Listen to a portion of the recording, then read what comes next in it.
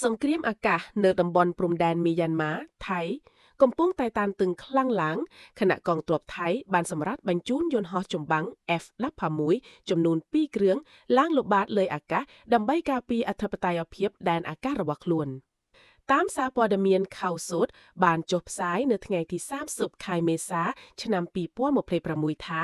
ការប្រយុទ្ធរវាងយោធាមីយ៉ាន់ម៉ានិងក្រុមប្រឆាំងជនជាតិការ៉ែនកំពុងតែបន្តយ៉ាងសាហាវនៅតំបន់មីយ៉ាវ៉ាឌីខាងភាគមីយ៉ាន់ម៉ាដែលស្ថិតទល់មុខខេត្តតាក់របស់ប្រទេសថៃ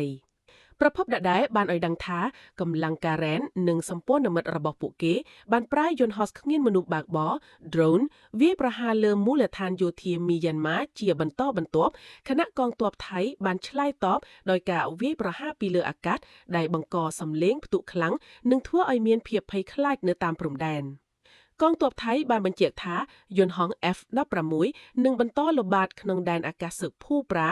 ដោយមិនចូលទៅក្នុងដែនអាកាសមីយ៉ាន់ម៉ាទេប៉ុន្តែមានបំណងធានាឲ្យមិនមានការលូកលាន់ចូលដែនអាកាសថៃឡើយ